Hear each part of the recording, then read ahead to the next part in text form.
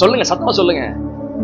ஏகபுத்திரன், தமிழ்ல ஒரே பேரான குமாரன், இங்கிலீஷ்ல only begotten son, the beloved son. அவருடைய அந்த குமாரனை நமக்காக என்ன பண்ணியிருக்கிறார்?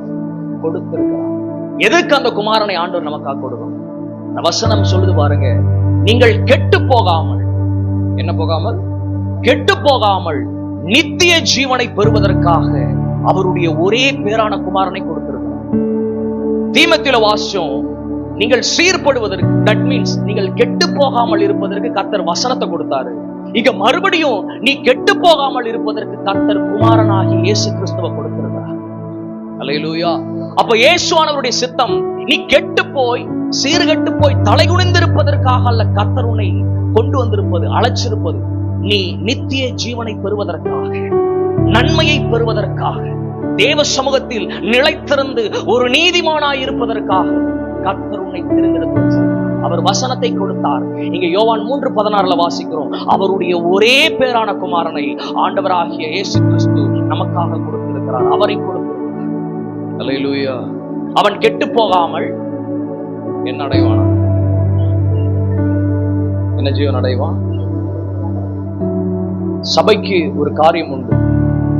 என்ன காரியம்னு சொன்னா, நீங்கள் அழிந்து போகிற சாயல் கிடையாது. நீங்கள் அழிந்து போகிற சாயல் கிடையாது. ஜெனிசிஸ்ல வாசிக்கிறோம், தேவன் நம்மை யாருடைய சாயலில் படைத்து வைத்திருக்கிறார்? நாம் யாருடைய சாயல்? தேவனுடைய சாயல்.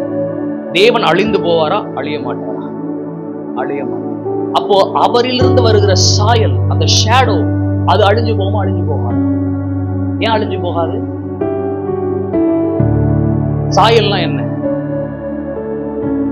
அவர் தாங்க, அவரிலிருந்து வருதுதான், அவரிலிருந்து வெளிப்படுவதுதான். இது தனியா கிடையாது. அவர் இருப்பதனால தான் அந்த சாயல். சோ அந்த சாயல் அவருக்குள்ளதான் இருக்கு. அவர் இல்லைன்னா அந்த சாயல் வெளிவருமா? வெளிவராது. அப்போ அவருடைய சாயலால் சிருஷ்டிக்கப்பட்டிருக்கிற, அவருடைய சாயலால் உருவாக்கப்பட்டிருக்கிற நீங்களும் நானும் அழிந்து போவதற்கான காரியத்துல கர்த்தரை கொண்டு போய் வைக்கல.